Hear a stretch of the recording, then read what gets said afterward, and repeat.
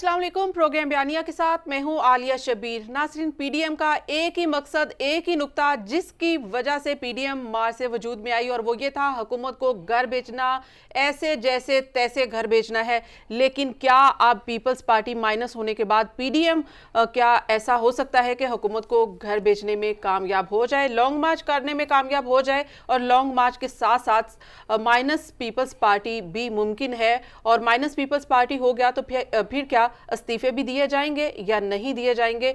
आज के इम्पोर्टेंट मौजू के ऊपर हम बात करेंगे। साथ साथ बात करेंगे हुकूमत जो है अब उसका लगता यह है कि अब लबो लहजा चेंज हो गया है। आज इमरान खान साहब ने भी एक यूनिवर्सिटी में तकरीब से खिताब किया, अपोजिशन को तनकीद का निशाना नहीं बनाया, जबकि हमने देखा है कि इंतखाबी इस्लाहात और इसके साथ साथ नैब कवानीन में तरमीम के हवाले से अपोजिशन के साथ मुज़ाकरात करने के लिए हुकूमत ने एक कमेटी बना दी है जो कि वज़ीर आज़म को डेली की बुनियाद पर ब्रीफिंग दिया करेगी। तो क्या अब नैब कवानीन में जो तरमीम होगी इस पर अपोजिशन जो है वो हुकूमत के साथ बैठ जाएगी? इससे पहले हमने देखा है कि नैब कवानीन में तरमीम के हवाले से जो अपोजिशन ने सजेशन दी थी, इस पर हुकूमत ने कहा था कि ये एनआरओ मांग रहे हैं। तो क्या अब ये एनआरओ का ताना नहीं मिलेगा अपोजिशन को और ये संजीदा इस्लाहात मुमकिन हो सकती हैं ऐवान में बैठकर या नहीं? इसी पर आज बात करेंगे। मेरे साथ मोअज़्ज़ज़ गेस्ट जो मौजूद हैं, सलमान आबिद साहब सीनियर जर्नलिस्ट हैं, एनालिस्ट हैं और कॉलमिस्ट भी हैं। सलमान आबिद साहब, बहुत बहुत शुक्रिया आपका स्टूडियो तशरीफ़ आवरी का। हमारे साथ हैं स्टूडियो में मुज़म्मल सहरवर्दी साहब, सीनियर एनालिस्ट हैं। मुज़म्मल साहब, आपका भी शुक्रिया। हमें ज्वाइन किया है ब्रिगेडियर फ़ारूक हमीद साहब ने, सीनियर तज्ज़ियाकार हैं। ब्रिगेडियर साहब, आपका भी शुक्रिया। प्रोग्राम का आगाज़ सलमान आबिद साहब मैं आपसे करना चाहूँगी। सबसे पहले ये बताइए कि पीडीएम इख्तलाफात का शिकार हो गई है और अगर पीपल्स पार्टी माइनस हो जाती है तो फिर पीडीएम क्या अपना एजेंडा लेकर आगे बढ़ सकती है या ये आपको पॉसिबल होता दिखाई नहीं देता? देखिए पहले दिन से जब पीडीएम बनी थी उनके दरमियान स्ट्रेटजी के ऊपर इख्तलाफ था। पीपल्स पार्टी, पीएमएलएन और जेयूआई जो तीन बड़ी जमातें हैं पीडीएम की, उनका बहुत से अमूर पर इख्तलाफ नजर आता रहा है। पीपल्स पार्टी इस वक्त क्योंकि ताकत के मराकज़ के अंदर, इक़्तिदार की सियासत के अंदर है और सिंध में उसकी हुकूमत है, इसलिए पीपल्स पार्टी जो है ना वो खेल नहीं खेलना चाहती थी जो खेल मौलाना फजलुर रहमान और नवाज शरीफ साहब का है, यानी असम्बलियों से इस्तीफ़ा देने का। और उन्होंने देखा ज़िमनी इलेक्शन में भी हिस्सा लिया, सेनेट के इंतखाबात में भी हिस्सा लिया, फिर वो तहरीक अदम-ए-इत्तेमाद की बात करते रहे, पंजाब में तब्दीली की बात करते रहे, यानी वो ये कहते रहे कि हमें पार्लियामेंट को नहीं छोड़ना। जबकि फजलुर रहमान तो उन लोगों में से जिन्होंने पहले दिन कह दिया था कि हमें असम्बलियों से अपना वहाँ पर हलफ ही नहीं उठाना चाहिए। अच्छा, अब इसमें इख्तलाफ तो वाज़ेह था, लेकिन एक नुक्ता आना था जहां भी इनके अंदर बड़ी तकसीम पैदा होनी थी और वो अब हो गई है, क्योंकि जिस वक्त फाइनली कहा जा रहा था कि इस्तीफे दिए जाएं तो पीपल्स पार्टी ने उससे इनकार कर दिया। लेकिन ये भी कहा जा रहा है ना कि ये किसी डील का नतीजा है, कहीं बैकडोर कुछ डील चल रही है। डील तो तीनों जमातें करने की कोशिश करती रही है ना। नवाज शरीफ साहब भी डील करने की कोशिश करते रहे। वो मोहम्मद जुबैर साहब जो गए थे आर्मी चीफ से मिलने, वो क्या करने गए थे? वो भी डील करने की कोशिश कर रहे थे। पाकिस्तान में तमाम जमातें, चाहे वो हुकूमत में है चाहे वो अपोजिशन में है, उनका किसी ना किसी हवाले से एस्टैब्लिशमेंट से राब्ता रहता है। नवाज शरीफ बैरून मुल्क डील के जरिए गए। बिल्कुल, कैसे गए थे मुझे बता दीजिए। जमानत पर आई। नहीं मरियम, देखिए ना, आप मुझे बताइए, नवाज शरीफ साहब जैसे गए, सबको पता है कैसे गए वो, उसके पीछे कौन लोग शामिल हैं, हुकूमत के अंदर कौन लोग हैं, एस्टैब्लिशमेंट में कौन लोग हैं, ये कोई ढकी छुपी बात तो नहीं है। और वो गए भी 8 हफ्ते के बाद थे, उसके बाद तो कोई उनसे पूछ भी नहीं रहा कि वो क्यों नहीं आ रहे। अच्छा, इसलिए मैं ये कहता हूँ कि बुनियादी तौर पर इस वक्त जो है गेंद जरदारी साहब ने नवाज शरीफ और फजलुर रहमान की कोर्ट में डाल दी है, ये कह के कि अगर आपने मेरे मुताबिक चलना है तो हम आपके साथ चलने के लिए तैयार हैं, लेकिन अगर आपने कोई सोलो फ्लाइट खेलनी है, इस्तीफों की सियासत की, तो फिर पीपल्स पार्टी उसका साथ नहीं देगी। राइट, मैं इसी को लेकर आगे चलती हूँ कि पीडीएम में सिर्फ ये इख्तलाफात हैं या फिर नज़रियाती इख्तलाफात हैं, पार्लिमानी इख्तलाफात हैं, सियासी इख्तलाफात हैं, या फिर ये डील का नतीजा है? मुज़म्मल सहरवर्दी साहब, आपकी जानिब आने से पहले मैं चाहूँगी ब्रिगेडियर साहब इसमें ऐड कर दीजिए, क्योंकि डील की बात हो रही है तो मेरे हाल में कि आप इसके ऊपर बेहतर कमेंट कर सकते हैं कि क्या ये डील है सिर्फ सियासी इख्तलाफात है? मेरे से सवाल कर रही हैं? जी, यस ब्रिगेडियर साहब। जी बिस्मिल्लाहिर्रहमानिर्रहीम। बहुत शुक्रिया आले साहबा। देखें, ये डील की बात छोड़ें, मैं ये सिर्फ कहना चाहता हूँ, बिल्कुल ये नज़रियाती डिफरेंसेस भी हैं तीनों पार्टी हेड्स में, ये तीन फैमिलीज जो हैं, और लेकिन दूसरा ज़्यादा इम्पोर्टेंट है कि इन फैमिलीज़ के जो अपने वेस्टेड इंटरेस्ट हैं, इनके अपने जो फैमिली के इंटरेस्ट हैं, बिजनेस इंटरेस्ट हैं, एम्पायर्स हैं, वो बहुत इंपॉर्टेंट हैं जिसको उन्होंने प्रिजर्व करना है। इंपॉर्टेंट चीज़ ये है कि इन तीनों पार्टीज में सिर्फ पाकिस्तान पीपल्स पार्टी है जिनकी एक गवर्नमेंट है एक सूबे में पूरी, ना PMLN की ऐसी कोई गवर्नमेंट है, ना ज़ाहिर बात है फजल रहमान साहब की JUI के ऐसे कोई मामलात हैं। तो लिहाजा अगर मैं भी जरदारी साहब की जगह हूं तो मेरी प्रायोरिटी जो है वो PDM ना हो, मेरी प्रायोरिटी ये हो कि कैसे मैंने अपने ख़ानदान के जो इंटरेस्ट हैं, बिजनेस इंटरेस्ट और एसेट्स और ये प्रॉपर्टीज, उनको कैसे प्रोटेक्ट करना है। लेकिन ब्रिगेडियर और साहब, दूसरा, फिर मौलाना साहब ने ये कहा कि अगर जेल जाने का डर ही है, अगर जेल जाने का डर ही है तो फिर आपको PDM का हिस्सा ही नहीं बनना चाहिए था। नहीं, वो देखे ना, वो जरदारी साहब ने थोड़ा बहुत आई पॉलिटिकली वेरी स्मार्ट, उन्होंने इस्तेमाल तो किया दोनों को, PMLN को भी और PDM को, और खुद सेंटर स्टेज पे आ गए, और वो दोनों जो है वो देखते रह गए। फजल रहमान साहब की देखिए क्या उन्होंने हालत करके रखती, उनकी अपनी पार्टी में बगावत होगी। मरीम नवाज साहबा का देखें वहाँ पे उनकी आज तो लेटेस्ट जो मीडिया बता रहा है कैसे उनकी फैमिली के अंदर वो लड़ाई झगड़ा हुआ है, वो खुद के सामने आ गया हमजा शहबाज और उनका, जाहिर बात है। और नवाज शरीफ साहब जो हैं वो फैमिली की लड़ाई के कुर्सी छोड़ के जो अपनी जगह जो है वो छोड़ के चले गए गुस्से में। मेरा कह रहे जो बात मैं कह रहा हूँ बड़ी इंपॉर्टेंट है। सिंध गवर्नमेंट जो है 12 साल से, वैसे तो 90s में भी पीपल्स पार्टी अपना रही है पावर में, लेकिन ये पिछले 12 साल तक Peoples Party power in the Sindh government, खरबों रुपए ये अपना पब्लिक मनी जो है उनकी डिस्पोजल पर रहा है। आप मुझे बताएं वो बेवकूफी होंगे जो इस पब्लिक मनी को खरबों रुपए को, फिर ये ख्वाहिश रखना कि हुकूमत को घर भेजना है, फिर ये ख्वाहिश क्यों है पीपल्स पार्टी की? फिर ये ख्वाहिश क्यों है? ये सिर्फ एक सियासी प्लेटफॉर्म था जिसको इस्तेमाल किया जा रहा था। मुजम्मिल साहब, आप बताइए कि पीपल्स पार्टी ने PDM के प्लेटफॉर्म को यूज किया, यूसुफ रजा गिलानी को अपना सेनेटर भी बनवा दिया, और इसके साथ साथ अब सेनेट में भी उनकी मैच्योरिटी है, उसके साथ वो एक लार्जर पार्टी बनकर सामने आ रही है। अब उन्होंने कहा कि एक ब्रेक थ्रू कर सकते थे इस्तीफे देकर, उससे भी वो पीछे हट गए। तो ये क्या इख्तलाफात हैं, इक़्तिदार की पॉलिटिक्स पीपल्स पार्टी कर रही है या डील कहीं ना कहीं है? देखिए, मैं समझता हूँ कि पीपल्स पार्टी बंद गली में है। एक तरफ तो उनके पास PDM का प्लेटफॉर्म उनसे जाता है, और अगर उन्होंने जल्द कोई फ़ैसला ना किया, उन्होंने आज PDM की क़यादत को कहा कि हम अपनी सेंट्रल एग्जेक्टिव बुला रहे हैं। सबका ख्याल था कि वो अब सेंट्रल एग्जेक्टिव नहीं बुलाएंगे, और आसिफ जरदारी साहब ने कहा है कि आप हमारा इंतज़ार करें, हम सेंट्रल एग्जेक्टिव से फ़ैसला लेकर आते हैं। मेरे ख्याल में ये आसिफ जरदारी के लिए बहुत मुश्किल फ़ैसला है कि वो PDM छोड़ दें, क्योंकि PDM छोड़कर क्या करें? उनका हाल तो जमात इस्लामी वाला हो जाएगा कि ना हुकूमत में ना अपोजिशन में, जो जमात इस्लामी का हाल है। भाई कौन सा इमरान खान ने उनके साथ शराकत इक़्तिदार कर लेनी है? उन्होंने इमरान खान के लिए नवाज शरीफ की बलूचिस्तान हुकूमत तोड़ी, उन्होंने इमरान खान के लिए सादिक संजरानी के इलेक्शन में रज़ा रब्बानी को चेयरमैन सेनेट नहीं बनाया, सादिक संजरानी को बनाया, और इमरान खान ने पीपल्स पार्टी के उम्मीदवार सलीम मांडवी वाला को वोट डाले। मिलकर दोनों ने पिछला चेयरमैन सेनेट का इलेक्शन लड़ा, लेकिन उसके बाद जब इमरान खान साहब 2018 का इलेक्शन जीत गए तो उन्होंने पीपल पार्टी से मुंह मोड़ लिया। हालांकि वो पीपल पार्टी के कंधों पे बैठ के, अगर पीपल्स पार्टी उस वक्त PTI का साथ ना देती तो इमरान खान के लिए इक़्तिदार में आना आसान नहीं था। अगर उस वक्त पीपल्स पार्टी सेनेट में नून लीग के साथ खड़ी हो जाती, अमेंडमेंट्स पर खड़ी हो जाती, पार्लियामेंट में खड़ी हो जाती, तो सूरत हाल डिफरेंट हो जानी थी। शायद चेयरमैन नैब भी जावेद इकबाल ना लग पाते, क्योंकि अगर पीपल्स पार्टी इस्टेब्लिशमेंट का खेल ना खेल रही होती। तो मेरे ख्याल में पीपल्स पार्टी के लिए अब क्या है, या PDM है या हुकूमत है। या तो इमरान खान साहब इतना बड़ा दिल करें कि पीपल्स पार्टी को शरीक इक़्तिदार कर लें, जिसके लिए इमरान खान में हौसला नहीं है। वो तो आसिफ जरदारी थे जो काफ लीग को कातिल लीग कहने के बाद भी उन्होंने परवेज़ इलाही को डिप्टी प्राइम मिनिस्टर बना लिया था, क्योंकि टेन्योर पूरा करना था। अब टेन्योर पूरा करने की जो कीमत है वो इमरान खान के इमरान खान साहब को किस चीज़ का डर? उन्होंने एतमाद का वोट अभी तो हासिल किया कौमी असेंबली से। एतमाद का वोट जितनी बदएतमादी से हासिल किया है, और जिस तरह MNAs को कंटेनर्स में बंद करके, एक MNA ने मुझे रुदात सुनाई कि उनके बेटे की मेहंदी थी, वो कहने लगे कि मुझे शाम को जाने दें, मैं सुबह आके एतमाद का वोट डाल दूंगा। तो इतनी बदएतमादी थी कि उनका कमरे के आगे बंदे खड़े कर दिए कि तुम अपने बेटे की मेहंदी में नहीं जा सकते। जिस वज़ीर आज़म ने MNA से गन पॉइंट पे एतमाद का वोट लिया हो, आप कहते हैं उन्हें कोई फिक्र ही नहीं है। ये गन पॉइंट कब तक कायम रहेगी? जब तक गन में बुलेट है। जब गन में से बुलेट निकल गई तो गन बेअसर हो जाएगी। तो इसलिए मैं समझता हूँ कि ज़्यादा इमरान PDM क्या है, अगर आज पीपल पार्टी ये कहती है कि हम इस्तीफे नहीं देती हैं, तो फिर भी 104 लोग तो हैं ना कौमी असेंबली में जो इस्तीफे देंगे। 160 लोग पंजाब असेंबली से इस्तीफे देने के लिए तैयार होंगे। पीपल्स पार्टी के पास से क्या होगा? वो इलेक्शन करवा लेंगे, और पीपल्स पार्टी अभी ये एक डस्का का इलेक्शन, या एक डस्का का इलेक्शन नहीं कराया जा सका, एक नौशहरा का इलेक्शन नहीं कराया जा सका इनसे सही तरह, या वजीराबाद में जो कुछ हो गया, या प्रिजाइडिंग अफसर गायब हो गए। अब आपका ख्याल है कि ये इलेक्शन करा लेंगे?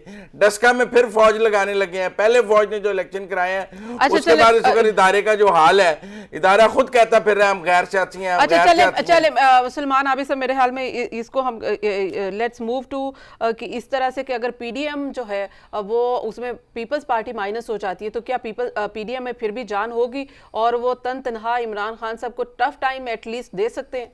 देखिए ना, ऑब्जेक्टिव क्या था? अब इमरान खान की हुकूमत को गिराना।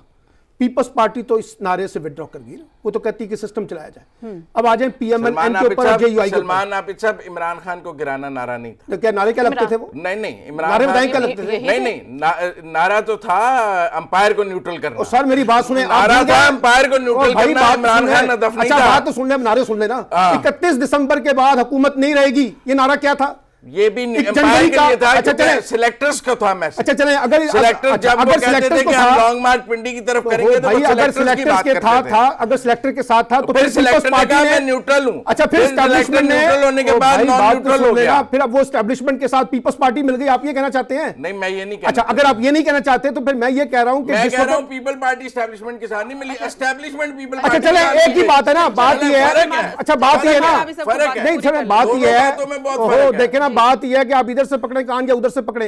अगर एस्टैब्लिशमेंट मिली है या पीपल्स पार्टी मिली है, दोनों मिल तो गए हैं, दोनों का मफाद होगा तो मिले है ना, ऐसे तो नहीं मिल गए। एस्टैब्लिशमेंट की जरूरत और तो भाई पीपल्स पार्टी की भी जरूरत थी, तो एस्टैब्लिशमेंट की जरूरत और भाई पीपल्स पार्टी क्या कर रही है? लॉटरी लगी और भाई अच्छा अब आपको मैं बताऊं एक और बात पार्टी की तो लॉटरी जिस वक्त अभी इन्होंने कहा है ना, ओ भाई लॉटरी निकली है, अब सुन तो लें, बात यह है कि अभी जिस वक्त मुस्लिम लीग नून और जेयूआई इस्तीफों की बात करेंगे तो मैं देखूंगा कि पीएमएल-एन में से कितने लोग इस्तीफे देते हैं। ये भी अभी पता चलेगा ना, अभी तो सिर्फ पीपल्स पार्टी का पता चला है ना, अभी पीएमएल-एन में से पता चलेगा कि जब इस्तीफों की बात आएगी तो कितने लोग इस्तीफे देने के लिए तैयार हैं। मैं आपसे पूछता हूं कि ख्वाजा आसिफ का नैरेटिव क्या है, शहबाज शरीफ का नैरेटिव क्या है? भाई उनके पास तो 31 दिसंबर को आगे थे, सारे के सारे इस्तीफे पहले थे, जिन्होंने कहा था कि 31 दिसंबर का सूरज नहीं देखेगा इमरान खान। सवाल यह है कि आज पीडीएम जो है अगर उसमें से पीपल्स पार्टी को माइनस कर दें तो मुझे बताइए, एक बड़ी सियासी कुव्वत यानी दो बड़ी सियासी कुव्वतों में से एक सियासी कुव्वत बाहर निकल जाती है। अच्छा फिर गेंद जो है फजलुर रहमान, अब ये कहते हैं 9 जमातों ने फैसला किया है, 7 जमातें हैं, उनके पास 4 सीटें नहीं है।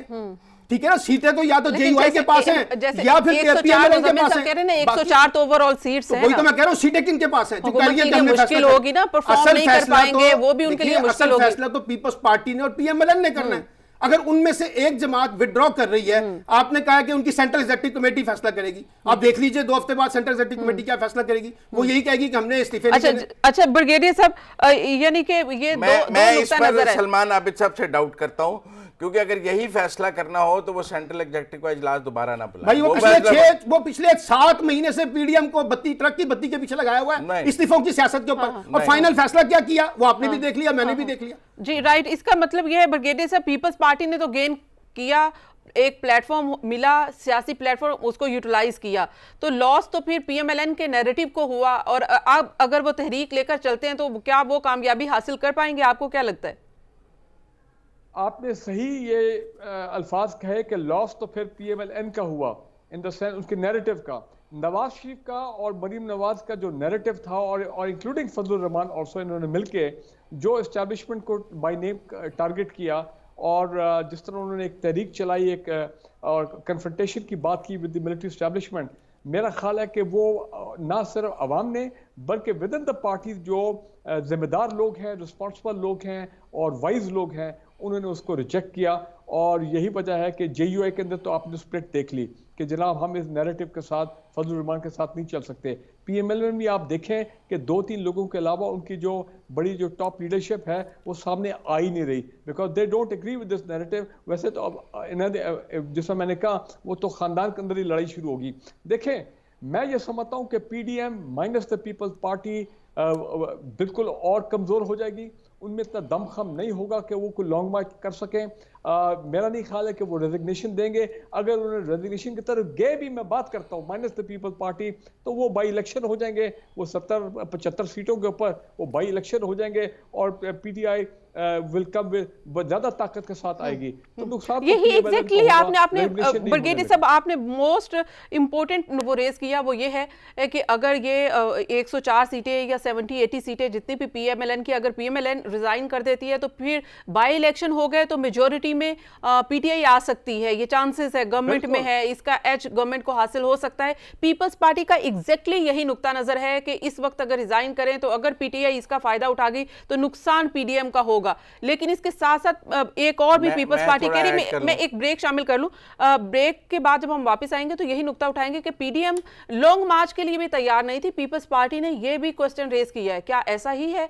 बात करेंगे एक ब्रेक के बाद। Keep watching.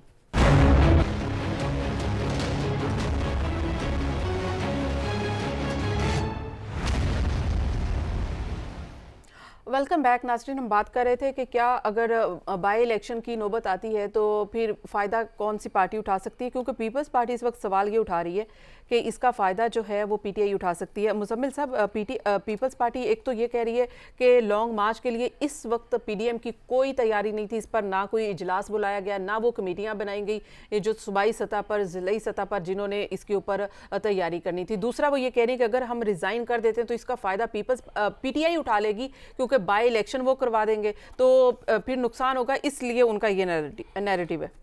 Ji, by election को बच्चों का खेल है।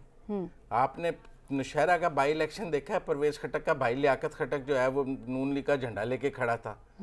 अब आपने जो कराची में वाडा साहब ने सीट छोड़ी है उस पर पीटीआई का अपना एमपी है, आज रिजाइन कर गया है और उसने कहा है कि मैं पीटीआई के साथ नहीं चलने को तैयार हूं, मैं नून लीग के साथ चलूंगा। मुझे तो समझ नहीं आती आप सब लोग किस तरफ रहते हैं। शहजाद अमान ने किया अमजद आफरीदी को टिकट देने के ऊपर, फिर हमने देखा डस्का के अंदर क्या हुआ। मेरा मतलब है सुप्रीम कोर्ट तक तो री इलेक्शन की बात कर रहा है और इलेक्शन कमीशन ने जिस तरह धांधली का सर्टिफिकेट इनको दिया, फिर हमने वजीराबाद में देखा। आप कहते हैं ये दो हल्के, ये एक हल्के में ज़मीनी इंतखाब। हमने सेनेट में टिकटों में देखा सबसे ज्यादा पीटीआई के अंदर टूट थी। मेरे दोस्त कहते हैं लोग कहते हैं नून लीग टूट जाएगी। मुझे तो रोज पीटीआई ऐसे टूटती नजर आती है, उसका शिराजा बिखरता, जैसे कि आज नजर आया कराची में बिखरता, कभी नजर आता है नौशहरा में बिखरता। पंजाब में आपने ऑपोजिशन के साथ मिलकर सीटें क्यों बांटी हैं? क्योंकि आपको यकीन था कि आपके अपने बंदे टूट जाएंगे, वरना आप ऑपोजिशन के साथ बैठ के सीटें बांटते पंजाब में, क्योंकि आपके एमपीएस आपके काबू में नहीं थे। जनूबी पंजाब के जहांगीर तरीन फैक्टर था, दूसरे फैक्टर्स थे। आपको नजर आ रहा था कि हम तो अपनी सीटें भी नहीं जीतेंगे। आपने एक सीट ऑपोजिशन को ज्यादा दी है पंजाब में, आपकी एक सीट ज्यादा बनती थी, 7 सीटें पीटीआई जीत सकती थी, लेकिन पीटीआई ने कहा 6 पे गुजारा कर लो, ये अपने हाथ से कहीं 5 भी ना निकल जाएं। रोज जो दोस्त बताते हैं कि नून में से शीन निकलेगी, मुझे तो पीटीआई में से खटक निकलता नजर आता है। मुझे तो पीटीआई में से नए नए ग्रुप बनते हुए नजर आते हैं, तो उनको वो नहीं नजर आते हैं। ये जरा एक जो उनके ख्वाब उनको रोज रात को आ जाता है कि नून लीग टूट गई है, उन्हें ये नहीं नजर आता कि पहली हुकूमत है जिसके अंदर हुकूमत के लोग ही हुकूमत के खिलाफ बगावत कर रहे हैं। ये पहली हुकूमत है जो कौमी असम्बली में खुद हार गई है। हमने कभी नहीं देखा कि कौमी असम्बली में हुकूमत हार गई हो और किसी वजीर आजम को मिड टर्म में आके समाज का वोट लेना पड़ जाए। लेकिन हमें दास्तान ये सुनाई जाती है कि वो टूट रहे हैं। एक भी वोट किसी पार्लिमानी ये सेनेट के इलेक्शन में ऑपोजिशन का नहीं टूटा। टूटे हैं तो पीटीआई के वोट टूटे हैं। अच्छा, ये जो आप डिप्टी चेयरमैन सेनेट के 10 वोट गए वो किसने तोड़े? नहीं, मैं बात कर रहा हूँ कौमी असेंबली तक। सेनेट को तो आप एक अलग करें ना, उसमें भी यूसुफ रजा गिलानी तक तो नहीं टूटे ना। डिप्टी चेयरमैन सेनेट पे टूटे हैं ना, यूसुफ रजा गिलानी तक तो नहीं टूटे। और आपने जिस तरह मुस्तरद करके, लिहाजा मैं ये समझता हूँ कि जितनी और वो अफरीदी साहब के जो वोट हैं उसमें पीटीआई का कोई कमाल नहीं है, वो अफरीदी साहब का कमाल है। अगर पीटीआई का कमाल होता तो संजरानी में भी नजर आ जाता। आप मेरी बात समझे।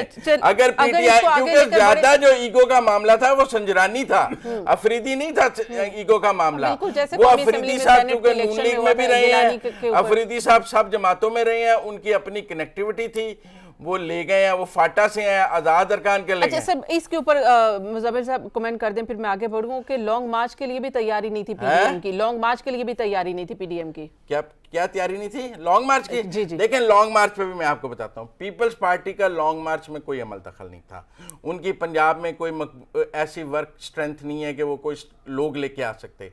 देखें, लॉन्ग मार्च कहाँ से होना है? लोगों ने इस्लामाबाद पहुंचना है, कोई सिंध से, लाड़काना से, इस्लामाबाद हजारों की पंजाब से तादाद आना में ना, PMLN लोगों ने की जीटी तैयारी रोड नहीं से थी। इस्लामाबाद पहुंचना है। आप मेरी बात समझें, और यहाँ लोगों ने केपी से, हजारा से इस्लामाबाद पहुंचना है, फाटा से पहुंचना भी लोगों का मुश्किल है। जो रास्ते इस्लामाबाद को करीब पड़ते हैं वहीं से ज्यादा लोग इस्लामाबाद पहुंच सकते हैं। दूर दराज इलाकों में पीपल्स अगर हम पार्टी का कहें कहना है कि तुर्बत से लाहौर लोग का पहुंच- शो फ्लॉप आ- हुआ तो अब कैसे लॉन्ग मार्च के लिए तैयारी ना होने के बावजूद लॉन्ग मार्च कर लेते। लाहौर का शो जो फ्लॉप हुआ उसमें वेदर इशू था, इसीलिए लॉन्ग मार्च डिले किया गया। अच्छा, तो proper चले weather आ आगे। जाए। ब्रिगेडियर साहब, आप क्या कहेंगे कि लॉन्ग मार्च के अगर पीडीएम अगर कर लेती तो क्या वो कामयाब होता? पीपल्स पार्टी का ये नुक्ता नजर ठीक है कि तैयारी तो थी नहीं, लाहौर का शो भी फ्लॉप हुआ, अब अगर कर लेते तो उसमें नाकामी का सामना करना पड़ता। भाई लाहौर के शो जो है वो फ्लॉप वेदर की वजह से नहीं हुआ था। लाहौर का शो इसलिए फ्लॉप हुआ था, डबेकल था, क्योंकि वहां पे पीएमएलएन के अंदर जो पावर बेस है वहां पे लोग नहीं आए। पीएमएलएन के लोग जो हैं वो इस नैरेटिव से एग्री नहीं किया उन्होंने, जो ये नवाज शरीफ मरीम नवाज कर रहे थे। फिर वो शहबाज शरीफ, हमदर्द शहबाज शरीफ के जितने अपने अलाइन ग्रुप थे, जितने लोग थे, वो नहीं आए, वो उन्होंने बॉयकॉट किया कि ठीक है फिर देखते हैं कैसे ये आगे जाते हैं।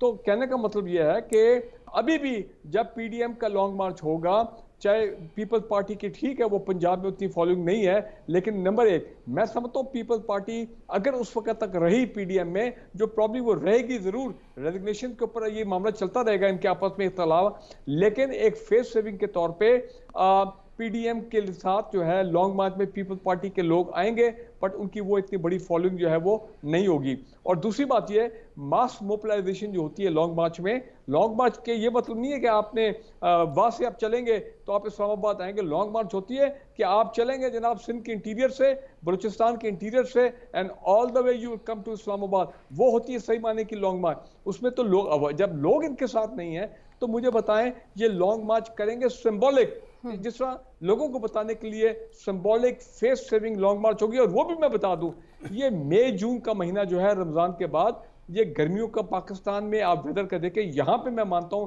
मई जून में आप पाकिस्तान में लोग, इतनी गर्मी होती है लोग बाहर नहीं निकलते हैं, मैक्सिमम लोग बाहर आएंगे। इमरान खान ने भी लॉन्ग मार्च की थी और डॉक्टर कादिर साहब ने, वो भी 14 अगस्त को उन्होंने लाहौर लीव किया था इस्लामाबाद के लिए, अगर आपको याद हो 2014 की मैं बात कर रहा हूं। तो यहाँ पे लॉन्ग मार्च का जो और ये लंबे जो रैलीज के जो सीजन है वो नॉर्मली या विंटर होता है, यानी कि स्टार्टिंग फ्रॉम सितंबर अक्टूबर और टिल अबाउट मार्च अप्रैल, बीच में जो ये मौसम साजगार नहीं है। आप ये कह रहे हैं कि मौसम साजगार नहीं है। पहले भी मुजम्मिल साहब ने कहा कि पहले लाहौर के जलसे में मौसम ने साथ नहीं दिया और आगे लॉन्ग मार्च के लिए साथ नहीं देगा। मैं तो ब्रिगेडियर साहब पे हैरान हूँ, जब ऑपोजिशन ने लॉन्ग मार्च करना है तो वो इंटीरियर सिंध से शुरू करे, और जब इमरान खान ने करना है तो लाहौर से शुरू कर ले, वो बड़ा ठीक है। मेरा मतलब है कोई मयार तो होना चाहिए, कोई मयार तो होना चाहिए कि वो जो लाडले का मयार है वो लाडले के लिए और मयार है और इनके लिए और मयार है। Know following instant. अच्छा जी, ठीक है जी सलमान साहब जी। तो आप भी पंजाब और केपी के लोग आने, आप भी पंजाब और केपी के लोगों ने आना है, आप भी पंजाब और केपी के लोगों ने आना है। पहले भी उनको सही बात नहीं करने को जी। इत्तेफाक कर लें कि असल जो लोगों ने निकलना है वो केपी के और पंजाब से निकलना है, तो क्या तकलीफ थी पीडीएम को, वो कर लेते 26 तारीख को, क्योंकि आना तो केपी के से और पंजाब के लोगों से है ना। फिर पीपल्स पार्टी का 2 हफ्ते का इंतजार क्यों? और मैं आपको लिख के दे रहा हूं, आप यहाँ पे हम दोबारा प्रोग्राम करने के बैठ जाएंगे, आप देखिएगा कि जो लॉन्ग मार्च जिस किस्म का पीडीएम चाहती है उस किस्म के लिए पीपल्स पार्टी तैयार नहीं है। एक बात मैं आपको बताऊं। दूसरी बात यह है कि देखिए, दूसरी बात यह है कि ये मामला पिछले 1 साल से चल रहा है लॉन्ग मार्च का। फजलुर रहमान के मार्च से शुरू हो जाए और उस वक्त से अब तक आ जाए, बार बार पोस्टपोन हो रहा है ना। ये कैसी पीडीएम की क्यादत है जिसकी तैयारी जो है वो डेट पहले अनाउंस कर देते हैं और फिर आखिर में आके कहते हैं कि तैयारी नहीं थी तो अभी हम इसको पोस्टपोन कर रहे हैं। उसकी वजह क्या है? उसकी वजह यह है कि जिस किस्म का पीडीएम लॉन्ग मार्च करना चाहती है या नवाज शरीफ या फजलुर रहमान, उसके लिए फिर यहाँ का जो माहौल है, एनवायरनमेंट है, वो उनको सूट नहीं कर रहा। लोग साथ नहीं दे रहे। उनके अपने अरकान असेंबली में से बेशुमार लोग हैं जो ये कहते हैं कि हमें जाकर टकराव की सियासत नहीं करनी है। आपको याद है एक दफा कह दिया था कि पिंडी की तरफ मार्च करना है, तो उसके ऊपर भी बेशुमार पीपल्स पार्टी ने अपनी रिजर्वेशन की। फिर पीपल्स पार्टी ने कहा कि हमने तो कहा ही नहीं था कि इस तरह से जर्नलों के नाम लेने हैं, हमने तो कहा था एस्टेब्लिशमेंट का नाम लेना है, आप जर्नलों का नाम लेना शुरू करके बैठे हैं। तो पीडीएम के अंदर जब तक इस सारे मामले में इत्तेफाक नहीं होगा कैसे बात चलेगी? अब पीडीएम का मुस्तकबिल क्या है? पीडीएम का मुस्तकबिल यह है कि आप आसिफ अली जरदारी की मफाहमत की सियासत के साथ चलना चाहते हैं या आसिफ अली जरदारी को निकाल के मुजामत की सियासत करना चाहते हैं, मौलाना ये तय कर फजलुर लें। रहमान और फजलुर रहमान की तो आपको ये फजलुर रहमान का तो गिला ये है, फजलुर रहमान का तो गिला ये है कि जनाब मैं पीडीएम का सरबराह हूं, जो एग्रेसिव करनी है सर बात सुने, पीडीएम के फजलुर रहमान का तो गिला ये है कि मैं पीडीएम का सरबराह हूं, फैसले दो खानदान कर रहे हैं, दो जमातें कर रही है ना, उनके पास क्या है मुझे बताइए फैसला करने का। आपने देख लिया प्रेस कॉन्फ्रेंस में उनका मूड किस तरह से वो नाराज होकर गए। सवाल ये है कि अगर ये दो जमात, मसलन आज बिलावल साहब कहते हैं हमारी इस्तीफों की सियासत नहीं है, आप बिलावल साहब की 10 तकरीरें निकालें पिछले 2 माह की, इस्तीफे हम देंगे, इस्तीफे हम देंगे, इस्तीफे हम देंगे, आज कहते नहीं देंगे।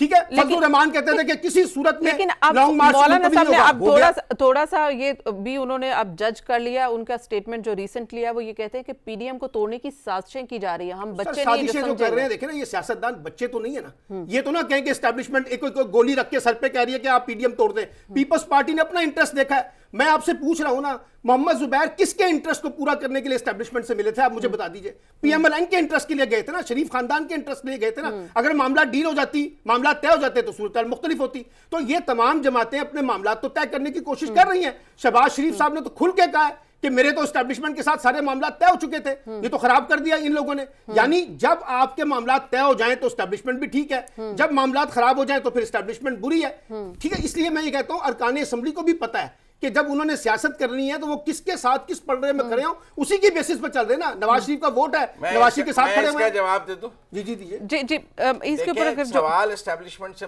जो है ना मिलके क्या कहा जा रहा है, कहा ये जा रहा है कि वो न्यूट्रल हो जाएं। जुबैर को भेजना था इस काम के लिए। जी हां, किसी को तो भेजना था ना, चाहे मोहम्मद नईम को भेजना। अच्छा, जुबैर साहब ने क्या कहा आगे, क्या कहा उन्होंने कहा कोई फेवर नहीं चाहिए, आप न्यूट्रल हो जाएं। आप मेरी बात समझिए, ये बाद में दोनों न्यूट्रल करने के लिए आप यहाँ पे बैठ के प्रेस कॉन्फ्रेंस करें, उनको न्यूट्रल करें, बंद कमरे में बैठ कर न्यूट्रल कर रहे हैं और प्रेस कॉन्फ्रेंस में भी कर रहे हैं। और उन्होंने फिर बाद में कहा, और हमें नजर आया कि कौमी असेंबली के सेनेट के इलेक्शन में वो न्यूट्रल थे, एतमाद के फायदा हो गया तो न्यूट्रल हो गए। चेयरमैन सेनेट के इलेक्शन में वो न्यूट्रल नहीं थे। देखे ना कैसी दिलचस्प बात है, कैसा दिलचस्प नैरेटिव है कि जब फैसला हमारे हक में हो तो एस्टैब्लिशमेंट न्यूट्रल है, जब फैसला हमारे खिलाफ है तो एस्टैब्लिशमेंट न्यूट्रल नहीं रही। ये नजर आ जाता है ना। तो सर आपको उस वक्त भी नजर आना चाहिए ना, जब आप उनको न्यूट्रल का सर्टिफिकेट ले रहे थे। गिलानी साहब सेनेट के इलेक्शन से एक दिन पहले कह रहे थे कि एस्टैब्लिशमेंट न्यूट्रल है, और फिर सुबह कैमरे पकड़े जा रहे हैं। तो फिर मुझे बताइए, फिर कैमरे तो पकड़े जा रहे हैं। नैरेटिव दुरुस्त था या ये नैरेटिव दुरुस्त था? मेरा नहीं, लेकिन नहीं, बात ये है कि अच्छा, मैं चले, समझता इसको हूं कि कंटिन्यू करते हैं जब यहीं कोई से। न्यूट्रल हो उसे न्यूट्रल कहना चाहिए, और जिस दिन ना हो उस दिन नहीं कहना चाहिए। ये तो सिचुएशन टू सिचुएशन है, अपने जिसके हक में आ गया, अपने अपने इंटरेस्ट जब कहा हो याद जाए तो तो नहीं ठीक है। है। या चले ब्रेक शामिल करनी है, एक म्यूजिक, एक ब्रेक के बाद कीप वॉचिंग।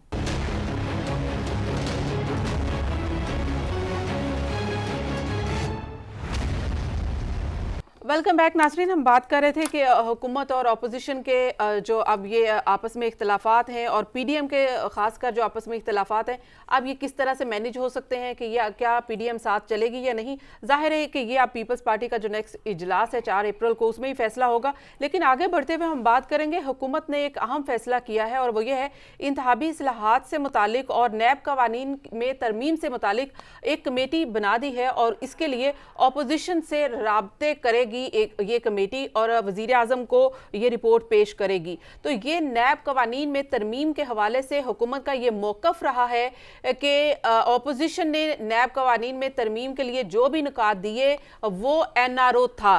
तो आज क्या इसको एनआरओ समझा जाए या फिर नैब कवानीन में फेर तरमीम समझा जाए? तो क्या आज जो है वो अपोजिशन इसको मान लेगी? ब्रिगेडियर साहब, आप इसके ऊपर ज़रा कमेंट कर दें कि इंतहाबी इस्लाहात, तो जाहिर है कि ये हुकूमत भी कहती है, अपोजिशन भी कहती है कि इंतहाबी इस्लाहात होनी चाहिए ताकि इस मुल्क में फेयर इलेक्शन हो सके। लेकिन इसके साथ साथ नैब कवानीन अहम मामला है। अपोजिशन जब सजेशन देती है तो हुकूमत कहती है कि एनआरओ मांगा है, तो एक बार फिर कमेटी बन गई है। वजीर आजम साहब का लबो लहजा भी खामोश कहीं हो गया है।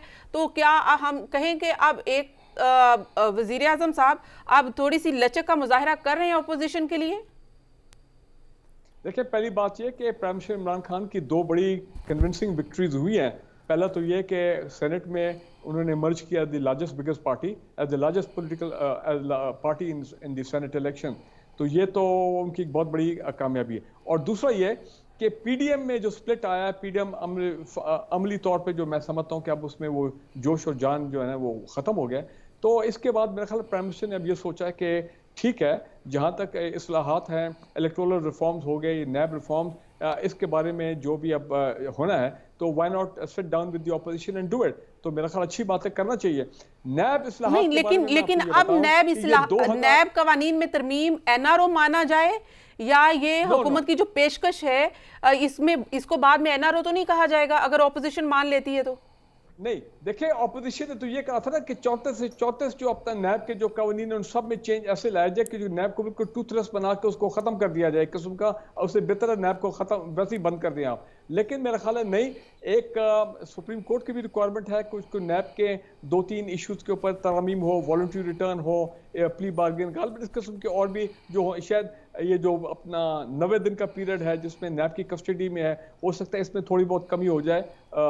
लेकिन ओवरऑल नैब को ये कमजोर नहीं करेंगे, नैब को टूथलेस नहीं करेंगे, तो ये तरमीम लेकिन तो ये ऑफर संजीदा ऑफर है, ये ऑफर संजीदा ऑफर है प्राइम मिनिस्टर की ऑपोजिशन को। जी ठीक है, नैब के कानून में तरमीम जो है उसमें वो पेंडिंग चले आ रहे हैं, पीपल्स पार्टी पीएमएल के दौर में भी नहीं हो सके, तो अब ये करना जरूरी है। और दूसरा इसको लिहाजा एनआरओ मैं नहीं कहूंगा, ये तो एक रिक्वायरमेंट है सुप्रीम कोर्ट की भी। आप और दूसरी इंपॉर्टेंट जहां तक आपने कहा इलेक्टोरल रिफॉर्म, बिल्कुल उसमें याद रखें, मेरी असेसमेंट ये है कि ये जो इलेक्ट्रॉनिक वोटिंग का मामला हो गया बड़ा अच्छी, और जो कि पहले होना चाहिए था, I don't think the opposition is going to agree to electronic voting, क्योंकि उसमें फिर ट्रांसपेरेंसी आती है, उसमें शफाफियत आती है, उसमें ओपननेस आती है, जो कि ये तो जब मिल बैठेंगे तब बात होगी ना, फिर ब्रिगेडियर से जब मिल कर बैठेंगे। जी ठीक है, मुजम्मिल साहब आप क्या समझते हैं कि ये वजीर आजम साहब की इंतखाबी इस्लाहात से मुतालिक और नैब कवानीन से मुतालिक जो ऑफर है अपोजिशन को, ये संजीदा ऑफर है?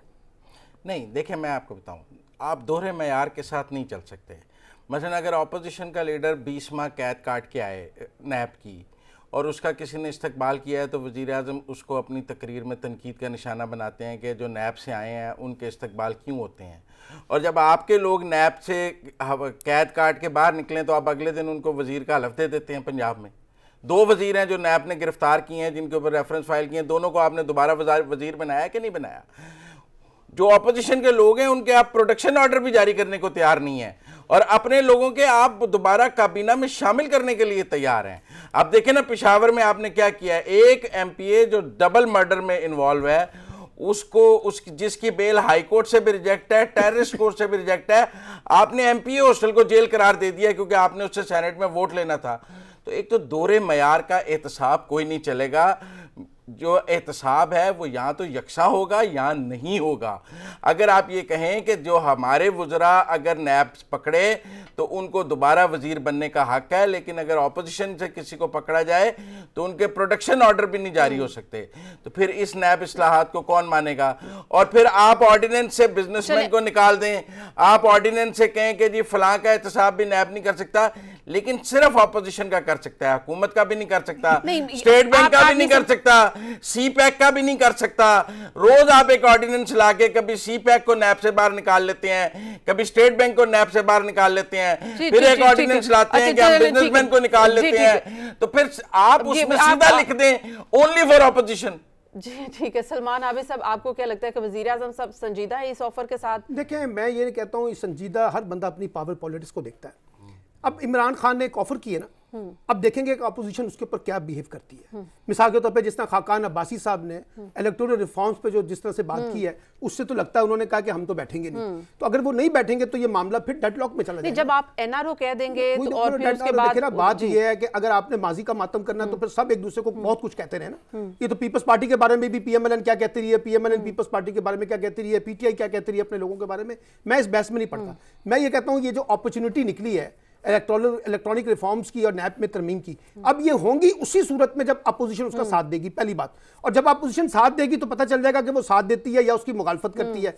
दूसरी बात यह है कि देखिए अब जो मेजॉरिटी है ना, अगर वो सिंपल मेजॉरिटी से अगर आपने बहुत सी चीजें प्रूव करनी है तो फिर उनको कोई प्रॉब्लम नहीं है, ना नेशनल असेंबली से प्रॉब्लम है, ना अब सेनेट से उस तरह से प्रॉब्लम है, क्योंकि सेनेट के अंदर भी जो आजाद अरकान है उन्होंने जाके वहां पर शामिल होना था हुकूमत के साथ एक मेजॉरिटी। अब मसला यह है कि अगर हुकूमत जो है उनको संजीदगी के साथ इंगेज कर ले और वाकई एक ऐसा माहौल पैदा करे, जिस तरह से आज मैंने प्राइम मिनिस्टर को देखा कि उन्होंने विदाउट क्रिटिसिज्म अपोजिशन तकरीर की है, तो अगर वो थोड़ा सा उनको इंगेज करें तो बहुत सी चीजें ठीक हो सकती हैं। मसलन राजा परवेज अशरफ साहब ने बात की है ना, उन्होंने कहा कि अगर अपोजिशन संजीदगी से, अब हुकूमत संजीदगी से हमें ऑफर करेगी तो हम इस पर गौर कर सकते हैं। तो यही एक संजीदगी चाहिए हुकूमत की तरफ से कि वो अपोजिशन को, पीपल्स पार्टी को, पीएमएलएन को, जेयूआई को, बाकी जमातों को इंगेज करे। अगर आप एक अच्छी रिफॉर्म्स लाना चाहते हैं, देखिए ना बात यह है, शफाफ इलेक्शन की बात तो पीडीएम भी करती है, शफाफ इलेक्शन इमरान खान भी करता है, शफाफ इलेक्शन बाकी लोग भी कर रहे हैं। तो अब अगर शफाफ इलेक्शन करने हैं तो उसका तरीकाकार तय कर लें और इसके लिए सबको संजीदा होना पड़ेगा। अपोजिशन आरटीएस से डसी हो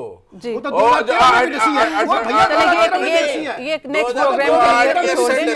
प्रोग्राम का वक्त खत्म हो गया। आपको याद है ना सरदारी साहब ने कहा था, आपको याद है सरदारी साहब ने कहा था कि 2013 के इलेक्शन हर रोज के इलेक्शन है। आपको भी पता ना ये बात। इतनी तबाही मची जी, है, जी। पता नहीं पाकिस्तान के इलेक्शन ये ब्रिगेडियर साहब ने नेक्स्ट वार्निंग आपको दे दी है। मुजम्मिल साहब बहुत बहुत शुक्रिया, सलमान आबिद साहब आपका भी शुक्रिया, आपका भी शुक्रिया। प्रोग्राम का वक्त खत्म हो गया। नाज़रीन मुझे दीजिए इजाजत, अल्लाह हाफिज।